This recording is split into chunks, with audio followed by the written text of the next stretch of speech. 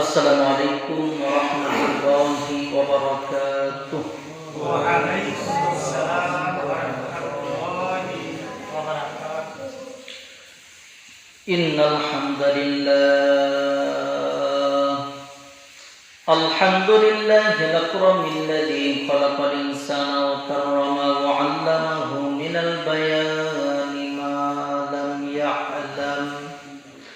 فسبحان الذي لا يحصى امتنانه باللسان ولا بالقلم ونشهد أن لا إله إلا الله وحده لا شريك له الذي أرسله بالحق بشيرا ونذيرا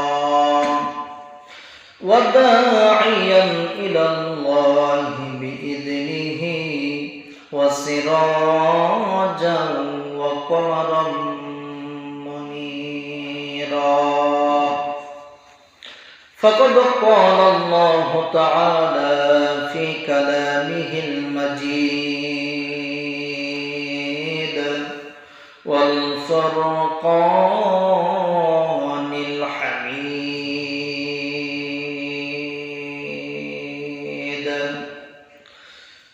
আমার সবে জবান খুলে বলেন আউযু বিল্লাহি মিনাশ শাইতানির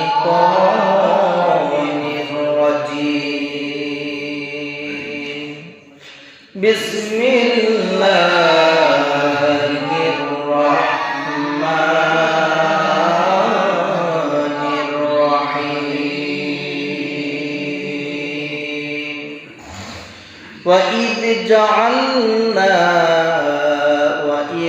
جعلنا البيت مثابة للناس وأمنا واتخذوا من مقام إبراهيم مصلى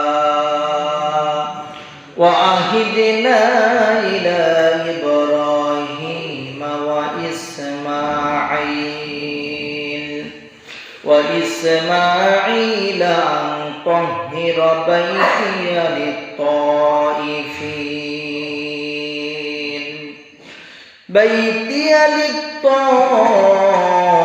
للطائفين والعاكفين والركع السجود صدق الله العظيم وقال رسول الله صلى الله عليه وسلم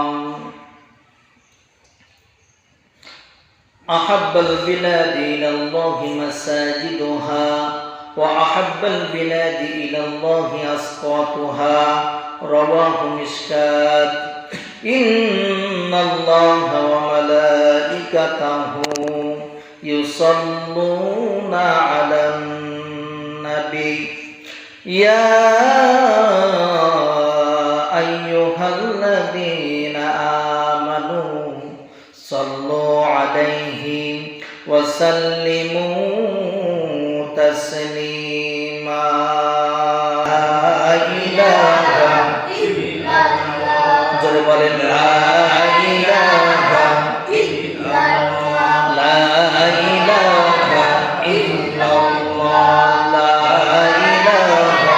إلا الله سبحان الله والحمد لله لا إله إلا الله لا إله إلا الله বলরে পাগল মন বলে লা ইলাহা ইল্লাল্লাহ লা ইলাহা ইল্লাল্লাহ সুবহানাল্লাহ والحمد لله لا إله إلا الله কাবা পাগল রবের জন্য রব পাগল নবীর জন্য আইরে নবী পাগল উম্মতের বলেন লা ইলাহা ইল্লাল্লাহ লা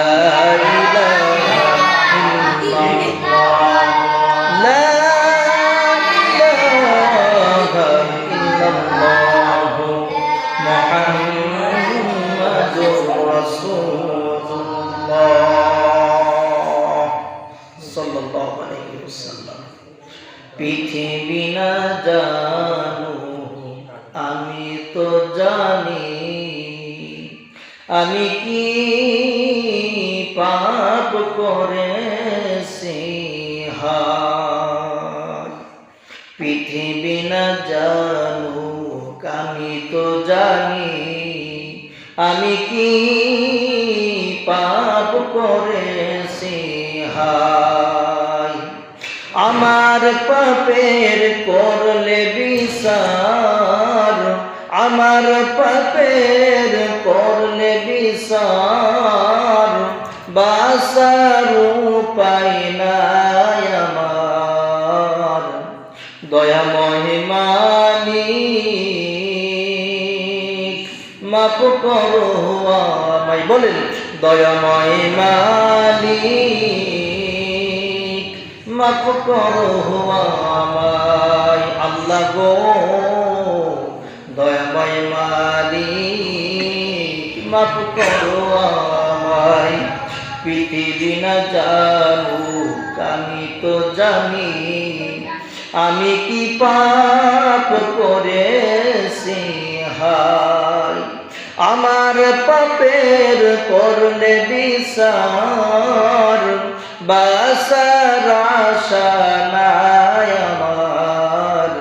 দয়াময় আল্লাহ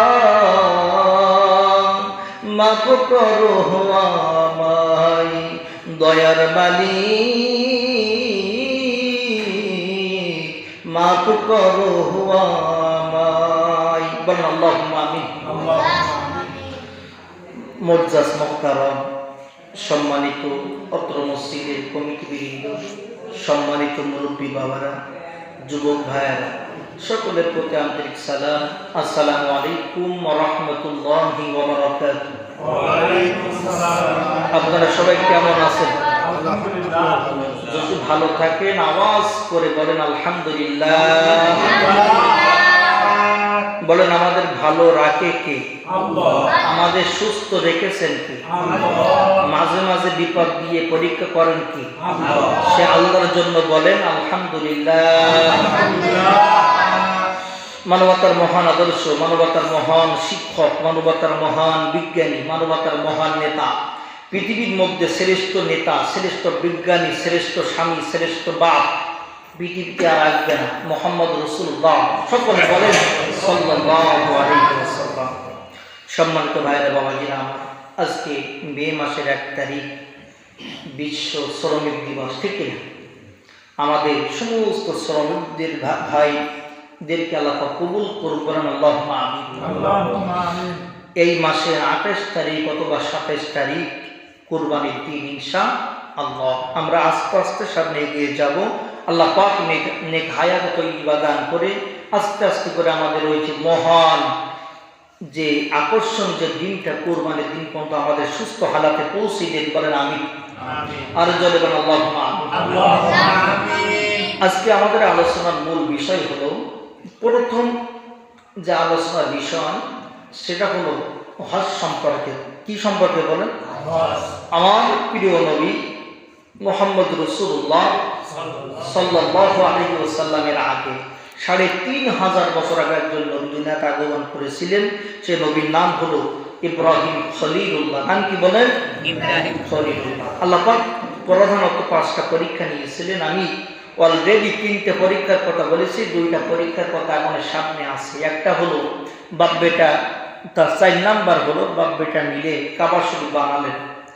এখন কাবা সুন্দর করে কাবা বানালেন। কাবা যে জায়গা, সে জায়গার মালিক হলো আল্লাহ, সুবহানাল্লাহ।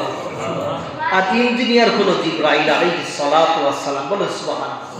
আর রাজমিস্ত্রি হলো ইব্রাহিম, আর জোগাড়ি হলো তার ছেলে ইসমাইল, বলেন সুবহানাল্লাহ। তাহলে জমিদাতা কে বলেন? আর ইঞ্জিনিয়ার কে? জিবরাইল আলাইহিস সালাম। যে হেড রাজমিস্ত্রি, তার নাম ইব্রাহিম আলাইহিস সালাম। তিনি জোগাড়ি কাজ করেছে, তার নাম তো তিনিও কি একজন নবী, নবীর সন্তানও নবী, নাম কি? ইসমাইল আলাইহিস সালাম। এই আয়াতটা আল্লাহ পাক সূরা বাকারার 125 নম্বর আয়াতে দিয়েছেন, বলেন সুবহানাল্লাহ। সূরা বাকারার 125 নম্বর আয়াত, 1 নম্বর পারা 18 নম্বর পৃষ্ঠা 9 নম্বর লাইনের 125 নম্বর আয়াত। বলেন সুবহানাল্লাহ। আল্লাহ পাক আয়াত শুরু করেছেন, وَإِذْ جَعَلْنَا الْبَيْتَ مَثَابَةً لِلنَّاسِ وَأَمْنًا وَاتَّخِذُوا مِن مَّقَامِ إِبْرَاهِيمَ وَعَهِدْنَا وَاتَّخِذُوا مِن مَّقَامِ إِبْرَاهِيمَ مُصَلًّى وَعَهِدْنَا إِلَىٰ إِبْرَاهِيمَ وَإِسْمَاعِيلَ أَن طَهِّرَ بَيْتِيَ لِلطَّائِفِينَ وَالْعَاكِفِينَ وَالرُّكَّعِ السُّجُودِ। বলেন আল্লাহু আকবার। এই আয়াতের ভিতরে কিছু কাজ দিয়েছেন বিশ্ব নবীকে। আল্লাহ পাক বলছেন, নবী স্মরণ করুন ওই সময়ের কথা। কোন সময়? যে সময় আমার একজন খলিল ইব্রাহিম কাবা শরীফ বানালেন। সুবহানাল্লাহ। وَإِذْ جَعَلْنَا الْبَيْتَ مَثَابَةً لِلنَّاسِ وَأَمْنًا। স্মরণ করে ওই সময়ের কথা, যে সময় দুই বাপ বেটা মিলে কাবা বানানোর পরে আমি আল্লাহ পাক ওই কাবার চত্বরের মধ্যে আমি মানুষের নিরাপত্তা এবং মিলন কেন্দ্র বানালাম। বলেন সুবহানাল্লাহ। তাহলে 4 নম্বর পরীক্ষা যেটা আল্লাহ পাক বলছেন, ইব্রাহিম তোমার তো আমি 1 নম্বর 2 নম্বর 3 নম্বর পরীক্ষায় তুমি পাশ করেছো, আর একটা পরীক্ষা তোমাকে নিব। সে পরীক্ষা হলো আমার জায়গায় তুমি আমার একটা ঘর নির্মাণ করো। সুবহানাল্লাহ। বলেন একা মানে দুইজনে ঘর সম্ভব? বলেন এটা কি পরীক্ষা ছোট না বড়? যদি আপনাদের ছোট হয় তাহলে আওয়াজ করার দরকার নেই। কিন্তু আমার যদি পরীক্ষা বড় হয় তাহলে আওয়াজ করে বলেন এই পরীক্ষা ছোট না বড়? আল্লাহ বলছে, ইব্রাহিম তুমি একজন নবী, তোমার সন্তান নবী, দুই বাপুই আমি আল্লাহ আদেশ দিলাম তোমরা আমার একটা পছন্দের ঘর তৈরি করো। সুবহানাল্লাহ। তাহলে ঘর কি কঠিন না সহজ? এই পাথরগুলো দুই বাপু নিয়ে এসে গাঁথা গাঁথি তারপরে কত কিছু লাগে বলেন, এ সহজ না কঠিন? আল্লাহ পাক বলছেন, ইব্রাহিম যদি আমার পরীক্ষা পাস করতে চাও তাহলে আমার মনের মতো আমার পছন্দের মতো একটা ঘর তৈরি করে আমাকে দেখাও। বলেন আল্লাহু আকবার। কি আর করার, আল্লাহ পরীক্ষায় পাস করতেই হবে। তারা দুই বাপ্পই মিলে সন্তান এবং পিতা মিলে কাবা শরীফ বানানো শুরু করেছে। সুবহানাল্লাহ। তা যেন কোনো ঘর নাই, পৃথিবীর 1 নম্বর ঘর কাবা শরীফ, তার নাম হলো বাইতুল হারাম। সুবহানাল্লাহ। মসজিদুল হারাম পৃথিবীর 1 নম্বর মসজিদ, সবচেয়ে দামি মসজিদের ভিতরে একটা। এখানে একত্র নামাজ পড়লে 1 লক্ষ রাকাতের সওয়াব দান করে। সুবহানাল্লাহ। আর ওই জায়গাটা আল্লাহ পাক বলছেন, ওয়াইদ জাআলনাল বাইতা মাসাবাতাল লিন-নাসি ওয়া আমনা। এখানে যে আসে সে নিরাপত্তা পায়, এখানে যে আসে সে ক্ষমা পায়, এখানে যে আসে তাকে আমি আল্লাহ মাসুম করে দিই। বলেন সুবহানাল্লাহ। وَإِذْ جَعَلْنَا الْبَيْتَ مَثَابَةً لِلنَّاسِ وَأَمْنًا وَاتَّخِذُوا مِن مَّقَامِ إِبْرَاهِيمَ مُصَلًّى। আমার আল্লাহ বলে, নবী ও আমার প্রিয় নবী আহমদে মুহাম্মদে মুস্তাফা সাল্লাল্লাহু আলাইহি ওয়াসাল্লাম, আমার ইব্রাহিম একটা পাথরের উপরে দাঁড়িয়ে এই কাবা শরীফ বানানোর কাজ করেছে, কাবা নির্মাণ করেছে। কথা বলা যাবে না?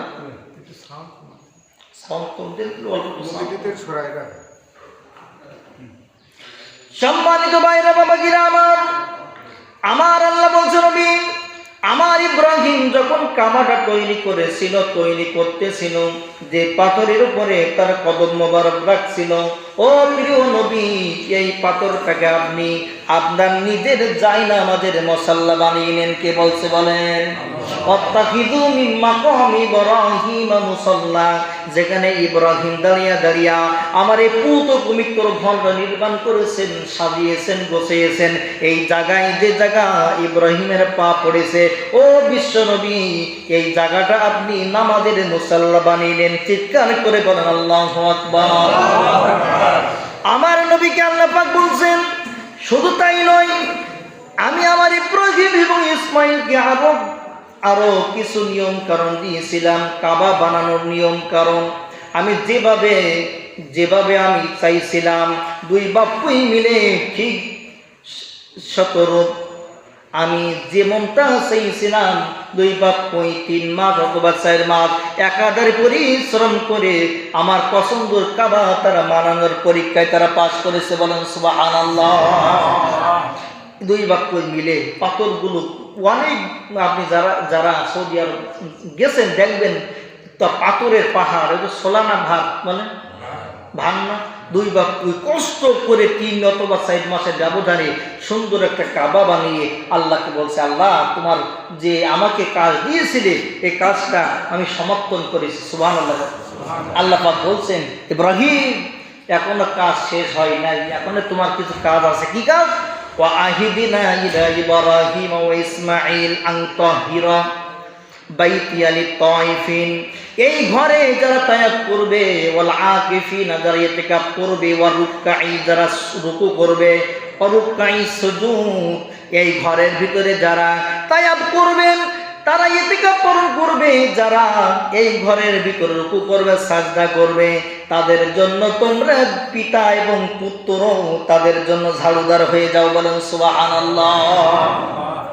তা বলছে কা ইব্রাহিম এবং ইসমাইলের দুই বাপ্পুকে আল্লাহ বলছে, শুধু বানিয়ে ক্ষান্ত নয়, যারা এই ঘরখানা তাওয়াফ করবে, এই ঘরে যারা ইতিকাফ পালন করবে, রুকু যারা করবে, সাজদা যারা করবে তাদের জন্য তোমরা খেদমত করো এবং তোমরা ঘরখানা ক্লিন রাখো, পরিষ্কার রাখো। বলেন আল্লাহু আকবার।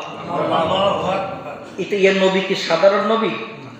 ইব্রাহিম জাতির লিডার, জাতির নেতা। সুবহানাল্লাহ। সেই নবীকে যদি আল্লাহ বলতে পারে তুমি ঘর ঝাড়ু দাও, তাহলে আমরা বলেন আমরা কোনো কিছু? জাতির নেতা, পৃথিবীর সব বিল্লাহ যত দেশ, যত শহর, যত গ্রাম আছে সব গ্রামের জন্য, সব শহরের জন্য যিনি নেতা, তাকে আল্লাহ বলছে ঘর ঝাড়ু দেওয়ার কাজ শুরু করো। সুবহানাল্লাহ। আর আমরা শুধু অর্ডার দিই, কি ঠিক না বল, এইটা করো ওইটা করো না।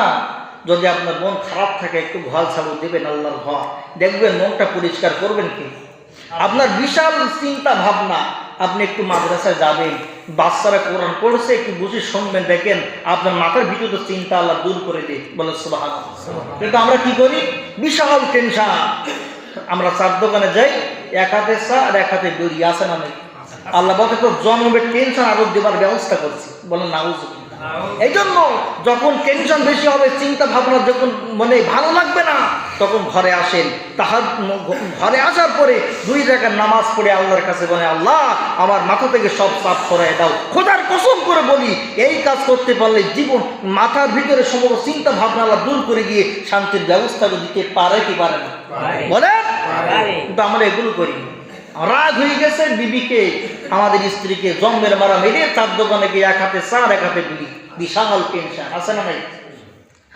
একজন নবীকে আল্লাহ পাক বলছেন তুমি এই ঘর বানিয়েছো, তাতে কি এই ঘরের রক্ষণাবেক্ষণ, ঝাড়ু দেওয়ার, পরিষ্কারের কাজে নিয়োজিত থাকো। বলেন সুবহানাল্লাহ।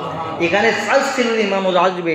1 নাম্বার মানুষ যারা আসবে তাওয়াফ করার জন্য, 2 নাম্বার আসবে হলো ইতিকাফ পালন করার জন্য, 3 নাম্বার যারা রুকু করবে, সাজদা করবে। 4 শ্রেণীর মানুষের জন্য তোমরা এই ঘরখানাকে সর্বাক্ষর পরিষ্কার পরিচ্ছন্নতার কাজে নিয়োজিত থাকো। বলেন আল্লাহু আকবার। ঘর বানানো শেষ, ঘর বানানো শেষ। এবার ইব্রাহিম বলছে, আল্লাহ আর কোনো দায়িত্ব আছে? আল্লাহ বলছে এখনো দায়িত্ব শেষ হয়নি, আজান দাও। কি এই আয়াতটা সূরা হজের 27 নম্বর আয়াতে আল্লাহ পাক বলছেন আজান দাও। আজান মানে এই আজান না, কিন্তু ডাকা। এই আজান শব্দের বাংলা কি বলেন? ডাকা, আহ্বান করা, মানুষকে এই দিকে আনা। তার আরবি হলো কি? আজান। না কি বলেন? বাংলায় যার নাম ডাকা আর আরবিতে তার নাম কি? আজান। এই আমাদের মুয়াজ্জিন সাহেব, আমি আজকে আজান দিলাম জুমার দিন। এই আজান দেওয়া মানে কি? আপনাদেরকে আমি ডাকলাম, আহ্বান করলাম যে নামাজের সময় হয়ে যাচ্ছে, তোমরা মসজিদের দিকে আসো। এর নাম আরবিতে কি বলে? আজান। আর একটা বাংলায় কি? ডাকা বা আহ্বান করা। সুবহানাল্লাহ। এবার ইব্রাহিম বলছে, আল্লাহ আমি তো ডাকবো, আমি তো আজান দেব, বুঝলাম, তো আমরা 2 বাপ্পি ছাড়া তো কোনো মানুষ নেই। আল্লাহ পাক বলছে, ইব্রাহিম তোমার দায়িত্ব হলো তুমি মানুষকে ডাকবে, আজান তুমি দিবে, তোমার দায়িত্ব হলো আজান দেওয়া। আর আমি মাওলার দায়িত্ব হলো এই আজানের ধ্বনিগুলো কিয়ামত পর্যন্ত যত মাখলুকাত আমি আল্লাহ সৃষ্টি করব, সব সৃষ্টির কানে পৌঁছে দেওয়া দায়িত্ব আমার কুদরত গ্রহণ করবে। বলেন সুবহানাল্লাহ। তোমার দায়িত্ব শুধু তুমি আজান দাও, আর এইটা পৌঁছানোর দায়িত্ব আমি রব নিজে হাতে করে নিলাম। বলেন সুবহানাল্লাহ। এবার ইব্রাহিম ডাকছে, ওয়াআযিম ফিন নাস বিল হাজ্জি ইয়াতুকা রিজালাউ ওয়া আলা কুল্লি দামিরি ইয়াতিনা মিন কুল্লি ফাজ্জিন আমিক। বলেন আল্লাহু আকবার। ও বিশ্বাসীরা, ও পৃথিবীর মানুষেরা, আমি আল্লাহ তাআলার ঘর আমি নির্মাণ করেছি, যাদের সামর্থ্য আছে তোমরা এই মক্কায় হজ করার জন্য আসো। কে বলছে? ইব্রাহিম। তিনি ডাকলেন, হে পৃথিবীর মানুষেরা, আমি আল্লাহর অর্ডারে একটা কাবা বানিয়েছি, যাদের সামর্থ্য আছে, যাদের যোগ্যতা আছে, তারা তোমরা এই আল্লাহর ঘরে এসে কাবায় তোমরা হজটা পালন করো। বলেন সুবহানাল্লাহ। এটা ইব্রাহিমের কাজ ছিল কি বলেন? শুধু ডাকা। আল্লাহ পাক তাফসীরকারক আল্লামা জালালউদ্দিন রুমি তার বিখ্যাত তাফসীর জালাল, তাফসীরে জালালাইনের ভিতরে তিনি সুন্দর করে আয়াতের তাফসীর করেছেন। আল্লাহ পাক বলছেন, ইব্রাহিম শুধু এই ডাকা মাত্র, যত মাছ আছে, যত পশু আছে, যত প্রাণী আছেন, যত মানুষকুল যারা মায়ের গর্ভের ভিতরে সেই সময় অবস্থান করেছিল বা রূহের জগতে ছিল, আল্লাহ পাক বলছেন এই ডাকার, এই আওয়াজের, আজানের ধ্বনি যত প্রাণী আমি আল্লাহ তৈরি করেছি কিয়ামত পর্যন্ত, সব প্রাণীর কানের মধ্যে এই আওয়াজটা আমি আল্লাহ ঢুকিয়ে দিয়েছিলাম। বলেন সুবহানাল্লাহ। আরে একটু জোরে বলেন আল্লাহু আকবার। ইব্রাহিম শুধু বলছে, ওয়াআযিম ফিন নাস ইয়াতুকা রিজালাউ ওয়া আলা কুল্লি দামিরি ইয়াতিনা মিন কুল্লি ফাজ্জিন আমিক। আমি আল্লাহর অর্ডারে একটা কাবা বানাইছি মক্কার ভিতরে, যাদের সামর্থ্য আছে তোমরা হজ করার জন্য মক্কায় আসো। বলেন সুবহানাল্লাহ। আল্লাহ এখানে বলছে এই আজানটা দেওয়ার ডাকার পরে ইয়াতুকা রিজালাউ ওয়া আলা কুল্লি দামিরি, যারা সামর্থ্য আছে হেঁটে হেঁটে আসো, মিন কুল্লি ফাজ্জিন আমিক, এবং যারা হাঁটতে পারবে না তোমরা উটের পিঠে চড়ে চড়ে আসো। এখন তো উট নেই, এখন আছে কি? বিমান। এখন কি আছে? এখন আছে প্লেন, বিমান, হেলিকপ্টার, এইসব উড়ুট। আল্লাহ পাক যে সময় আয়াত নাজিল করেছেন সেই সময় ছিল উটের ব্যবস্থা। এখন কি উটের ব্যবস্থা আছে? এখন আছে কি? প্লেন, বিমান। কিন্তু আয়াতের ক্ষেত্রে যুগের বিবর্তনে কোরআনের আয়াত মানে অর্থ পরিবর্তন হয়ে যায়। বলেন আল্লাহু আকবার। সে সময় জালালউদ্দিন রুমি রহমাতুল্লাহ তিনি বলছেন, ওই সময় যদি কেউ মায়ের গর্ভে থাকে এই আওয়াজটা সে শুনতে পেয়েছে। বলেন সুবহানাল্লাহ। শেষ এই মানুষ আসা শুরু করেছে কাবা শরীফ। এখন দেখেন এই কাবা শরীফকে ওই ইব্রাহিম একদিন শুধু ডাক দিয়েছেন। একদিন কয়দিন? একদিন ডাকার কারণে আজ পর্যন্ত কিয়ামত পর্যন্ত একটা সেকেন্ডের জন্য তাওয়াফ করা বন্ধ হবে না, কিয়ামতের আগ পর্যন্ত। বলেন আল্লাহু আকবার। আরেকটু জোরে বলেন আল্লাহু আকবার। এবার আমাদের মূল আলোচনায় চলে যাই। এই চারটা কাজ তিনি আজান দিয়েছেন তায়াবকারীদের জন্য, রুকুকারীদের জন্য, সাজদাকারীদের জন্য তিনি কাবা পরিষ্কারের কাজে লেগেছেন। 24 ঘন্টা বাপ বেটা মিলে কাবা পরিষ্কার করে, মানুষের নামাজের জন্য, মানে নামাজের জন্য পরিষ্কার রাখে। বলেন সুবহানাল্লাহ। কাবা কমপ্লিট, মানুষ দেখা শেষ। এবার দুই বাপ মিলে কিছু দোয়া করেছেন। কার কাছে? বলে কিছু দোয়া করেছেন। দোয়াগুলো বলে আজকের মতো এই হজ আমাদের থেকে বিদায় নিয়ে চলে যাবে। সামনে সপ্তাহ থেকে আমরা কুরবানির আলোচনা করবো। বলেন ইনশাআল্লাহ। এবার এই দুই বাপ মেয়েটা মিলে কিছু দোয়া করেছে আল্লাহর কাছে। নামাজ পড়ার পরে হাত তুলে আল্লাহর কাছে বলছে ইব্রাহিম, শোনেন কি বলছে। وَإِذْ قَالَ إِبْرَاهِيمُ رَبِّ اجْعَلْ هَذَا بَلَدًا آمِنًا। আল্লাহ এই মক্কা মদিনা, এই মক্কার ভিতরে যখন একটা কাবা আমি বানালাম, এই মক্কার ঘরে আমি একটা কাবা বানিয়ে মানুষকে আমি কাবায় আসার জন্য যখন আমি আহ্বান করে দিলাম, ডাকলাম, আল্লাহ যে মানুষগুলো মক্কা মদিনা আসবে তাদের নিরাপত্তা তুমি স্বয়ং আল্লাহ হয়ে যাও। চিৎকার করে বলেন আল্লাহু আকবার। আমি তো একটা কাবা বানাইছি, কিন্তু কাবা বলতে আমার সন্তানদের এখানে আসবে, আল্লাহ এখানে যেন এসে কোনো বিপদ না হয়, বাড়া মুসিবত না হয়। এই মক্কা মদিনায় যারা আসবে তাদের নিরাপত্তা তুমি স্বয়ং আল্লাহ হয়ে যাও। সুবহানাল্লাহ বলে। এবং কি করো? ওয়ারযুক আহলাহু মিনাস সামারাতি মান আমানা বিল্লাহ। সুবহানাল্লাহ বলে। কি সুন্দর দোয়া। এই মক্কা মদিনায় মরুভূমি আর মরুভূমি, গাছ গাছালি নেই, আল্লাহ খাদ্যর অভাব, আল্লাহ অনটন আছে। আমার বান্দারা, আমার সন্তানরা দূর দূরান্ত থেকে এখানে হজ করার জন্য আসবে। আল্লাহ তাদের কোনো প্রকারের জন্য খাদ্যের অভাব না হয়। এই মক্কা মদিনায় তুমি ফল ফলাদি দিয়ে তুই মক্কা মদিনাকে তুমি পরিপূর্ণ করে দাও। ওই চিৎকার করে বলেন আল্লাহু আকবার। এই ইব্রাহিম যে দোয়া করেছিলেন, আল্লাহ আমার সন্তানরা এখানে আসবো হজ করার জন্য, এখানের জন্য তারা এসে ক্ষুধা জন্য কি বলা যায়, ক্ষুধা ভক্ত না থাকে, তাদের এমন রিজিকের ব্যবস্থা করো মক্কা মদিনায়, কিয়ামতের আগ পর্যন্ত এই রিজিক জন্য এখান থেকে না ফুরায় ফল এবং ভালো ভালো ফলের ব্যবস্থা করে দাও। সুবহানাল্লাহ বলেন। আপনি এখন সৌদি আরবে যান, মক্কা মদিনা তাইফে এমন কোনো জায়গা নেই যে জায়গায় মানে এই ফল বা খাদ্যর কোনো অভাব আছে। অভাব আছে বলেন না।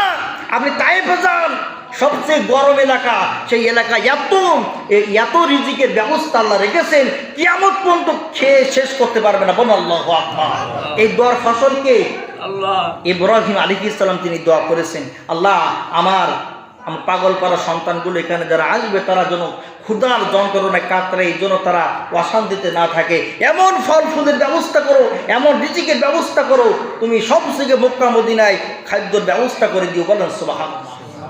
সেই দোয়ার বরকতে এখনো মক্কা মদিনায় কোনো খাদ্যের অভাব হবে না কিয়ামত পর্যন্ত। বলেন আল্লাহু আকবার।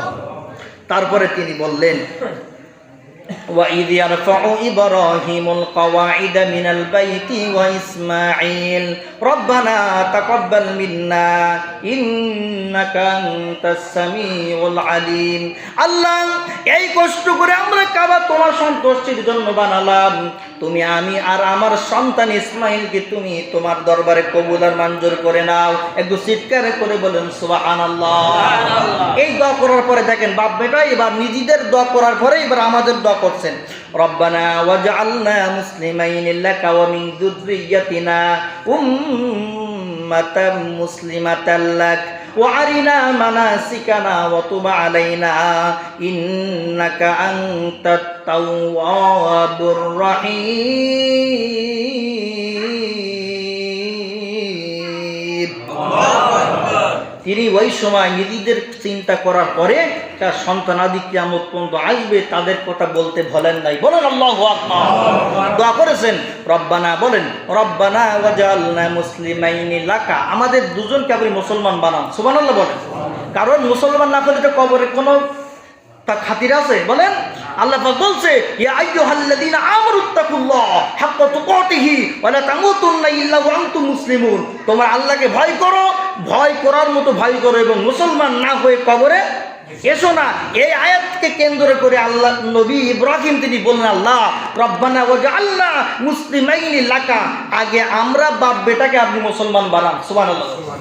তারপরে ওয়া মিন যুররিয়্যাতিনা উম্মাতান মুসলিমাতাল লাক, এবং আমার কিয়ামত পর্যন্ত যত ইমানদার বান্দা বান্দি যারা দুনিয়াতে হবে, যত উম্মাত আসবে দুনিয়াতে, যত আমার সন্তান আসবে, সবাইকে তুমি মুসলমানের ভিতরে কবুল আর মঞ্জুর করে নাও। বলেন আল্লাহু আকবার।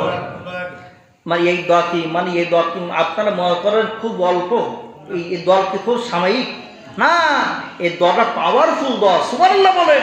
যদি মুসলমান না হতে পারেন তাহলে কবরে আপনি শান্তিতে থাকতে পারবেন না। এই জন্য ৩,৫০০ বছর আগে আমাদের পিতা ইব্রাহিম তিনি আমাদের মঙ্গলের চিন্তা করে, আমাদের কথা চিন্তা করে তিনি বলছেন, আমার যত উম্মাত দুনিয়া আসবে, যত সন্তানাদি দুনিয়া আসবে, তারা যেন মুসলমান হিসাবে দুনিয়াতে আসে। বলেন সুবহানাল্লাহ। আর আমরা মনে করেন মুসলমান হয়ে দুনিয়াতে এসেছি, কারণ আমার বাপ মা কি মুসলমান। কিন্তু যদি আল্লাহ পাক যদি এমন বানাতেন একটা মানে বিদের মেয়েদের ঘরে আমাদের দিতে পারতেন না? বলেন বলেন পারতেন কিনা? মুসলমানের ঘরে না দিয়ে হিন্দুর ঘরে দিতে পারতেন না? খ্রিস্টানদের ঘরে দিতে পারতেন কিনা? কিন্তু আল্লাহ পাক রহম করেছেন, এই দোয়ার বরকত আমাদের সকলের মাথার উপরে আল্লাহ কবুল করেছেন। এই জন্য সৌভাগ্য আমরা মুসলমানের দেশে মুসলমানের ঘরে জন্ম নিতে পেরেছি। বলেন আল্লাহু আকবার।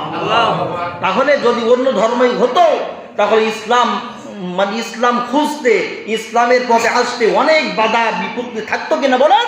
কিন্তু বিনা বাধায় বিনা দরখাস্তে আমরা মুসলমান ঘরে এসেছি, শুকরিয়া করার দরকার আছে না নেই? তাহলে আসতে বলেন আলহামদুলিল্লাহ। আরো একটু জোরে বলেন আলহামদুলিল্লাহ। তাহলে এই দোয়া করেছেন কে বলেন?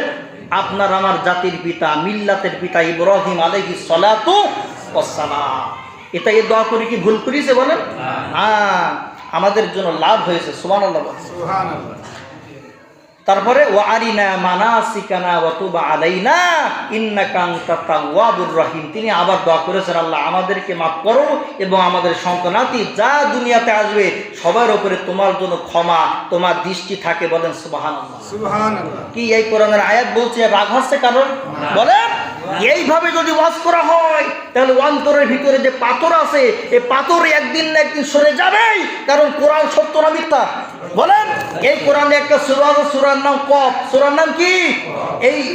এই কোরআনের সিরিয়াল অনুযায়ী 50 নম্বর সূরা, সূরা কফের 45 নম্বর আয়াতে আল্লাহ পাক বলছেন, ফাযাক্কির বিল কোরআন মা ইয়াখাফু ওয়াঈদ। যাদের ভিতরে আল্লাহ ধমকের ভয় আছে, জাহান্নামের ভয় আছে, কবরের ভয় আছে, এই কোরআন দিয়ে সত্য কথা বললেই তার অন্তর প্রশস্ত হবে, তার ভালো লাগবে এবং সে আল্লাহর দিকে ফিরে যাবে। বলে আল্লাহু আকবার। আল্লাহু আকবার। তাহলে কোরআন থেকে বলার দরকার আছে না নাই?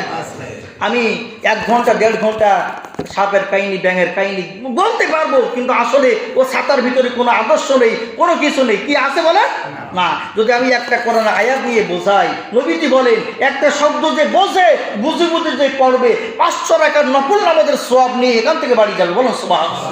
তাহলে ওইটা কিস্তা কাহিনী দরকার আছে? একটা আয়াত আর একটা হাদিস নিলেই এই আধা ঘন্টা বা 45 মিনিট জানা। সুবহানাল্লাহ বলে। এই জন্য আল্লাহ পাক বলছেন ইন্নাকা এই কাজ হলো আমাদের জন্য। ইন্নাকা আনতাত তাওয়াবুর রহিম। পৃথিবীতে যত মুসলমান আসবে দুনিয়ায় সবার জন্য তওবার দরজা খোলা। সুবহানাল্লাহ।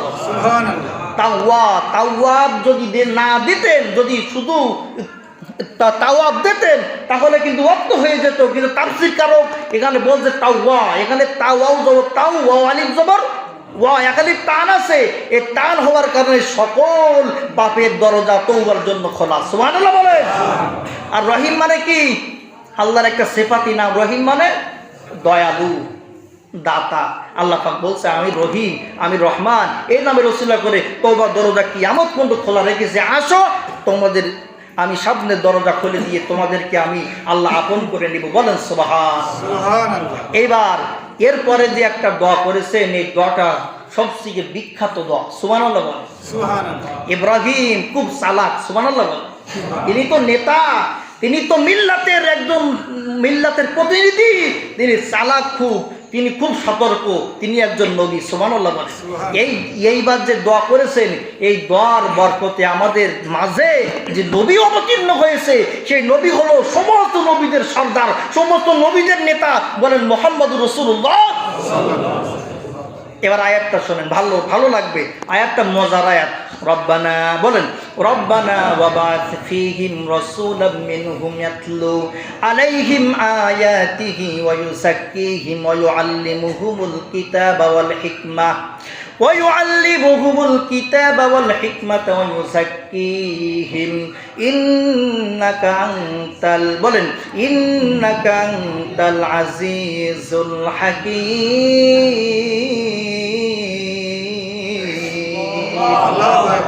এই আয়াতটা খুব মজার আয়াত। আমি যখন এই আয়াতটা তাফসীরের সাথে মেলালাম, তাফসীরে জালালাইন, তাফসীর ইবনে কাসিরের সাথে যখন মিলালাম, তখন ইব্রাহিম খুব চালাক চতুর হয়ে একটা দোয়া করেছেন আল্লাহর কাছে, আল্লাহ ওয়াবাসনা ফীহিম রাসূলাম মিনহুম ইয়াতলু আলাইহিম আয়াতিহি ওয়া ইউযাক্কিহিম। আল্লাহ আমার ইসমাঈলের মিল্লাতের ভিতরে এমন একজন নবী তুমি দান করবা, এমন একজন রাসূল দান করবা, সেই রাসূল হবে গোটা পৃথিবীর সর্দার। বলেন সুবহানাল্লাহ।